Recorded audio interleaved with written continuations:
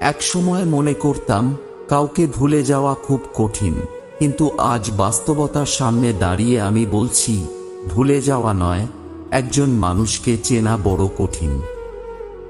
ঠকেছি তাই শিখেছি, আঘাত পেয়েছি তাই মনকে সামলে আরো শক্ত করে নিয়েছি।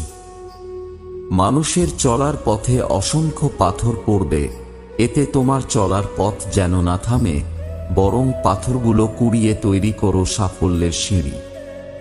উদ্দেশ্য যদি সৎ হয় তাহলে কাউকে পরোয়া করতে হবে না, সফলতার সিঁড়ি নিজেই বাইতে পারবে।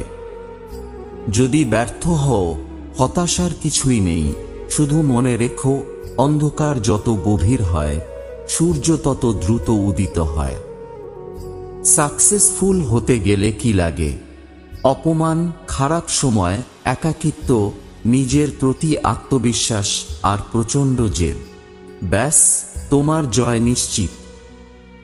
জীবনের নিয়ম হলো, সর্বদা ভুল মানুষগুলোই আপনাকে সঠিক শিক্ষা দেবে, যা আপনাকে গ্রহণ করতে হবে। জীবনের শ্রেষ্ঠ দিনটি পাওয়ার জন্য কিছু খারাপ দিনের সম্মুখীন হতেই হবে। একজন ব্যক্তিকে সাহায্য করে দুনিয়া কখনোই বদলাবে না, কিন্তু সেই একজন ব্যক্তিকে সাহায্য করার ফলে তার কাছে তার দুনিয়া বদলে যেতে পারে। সম্মান হলো আয়নার মতো, তুমি অন্যকে যত বেশি সম্মান দেবে তার থেকে অনেক বেশি সম্মান তুমি ফিরে পাবে। তুমি পারবে না লোকের সম্পর্কে তোমার ধারণা বদলাতে, সুতরাং তুমি সেটাই করো যেটাতে তুমি খুশি থাকবে। জীবনে যে তোমাকে বিশ্বাস করে তাকে মিথ্যা বলো না, যে মিথ্যা বলে তাকে বিশ্বাস করো না। নিজেকে যদি শক্তিশালী করে তুলতে চাও তাহলে একলা কিভাবে থাকতে হয় তা শিখে নাও। পাহাড়ের উপর দাঁড়িয়ে আকাশকে যতটা কাছে মনে হয়, আকাশ ততটা কাছে নয়। ঠিক তেমনি কোনো মানুষকে যতটা আপন মনে হয়, আসলে সে ততটা আপন নয়।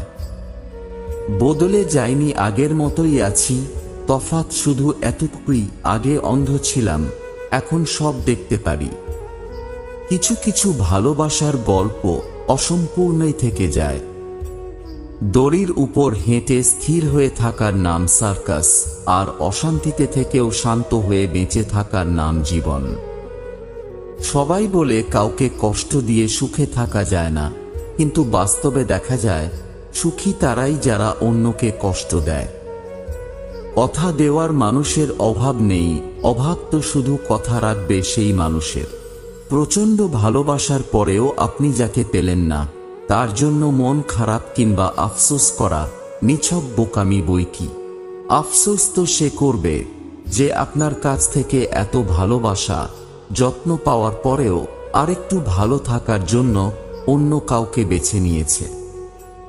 লাইফে কিছু ফিল্মি ব্যাপার থাকা উচিত ছিল, এই যেমন কাউকে খুব মিস করছি আর সে বুঝে গেল ব্যাপারটা, মুখে বলতে লাগলো না, এটা আসলে খুব পেনফুল, মিসও করছি আবার বলতেও ইচ্ছা হচ্ছে না। যে জামাটা আমাকে সবচেয়ে বেশি মানায় সে জামাটা ছিঁড়ে যায়, নয়তো রং লেগে যায়। যে ঘড়িটা পরলে আমার হাত ফুটে ওঠে সেই ঘড়িটার হয়তো ব্যাটারি নষ্ট হয়ে যায়, কিংবা বেল্ট। যে মানুষটাকে সবচেয়ে বেশি প্রয়োজন মনে হয় সে মানুষটাই হয়তো ছেড়ে চলে যাবে, কিংবা থেকেও না থাকার মতো করে থাকবে। আসলে সব ঝামেলা এই প্রিয় শব্দটাকে নিয়েই। যে জিনিসটা আমরা সবচেয়ে বেশি যত্ন করে রাখি সেই জিনিসটাই আমাদের কাছে কম সময়ের জন্য আসে। ব্রেকআপের পর গার্লফ্রেন্ড যেভাবে বয়ফ্রেন্ডকে ইগনোর করে, সেভাবেই নিজের জীবনের প্রবলেমগুলোকে ইগনোর করুন।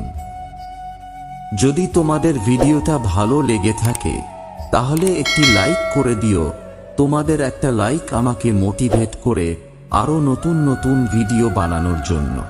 তো চলো দেখা হচ্ছে পরের ভিডিওতে।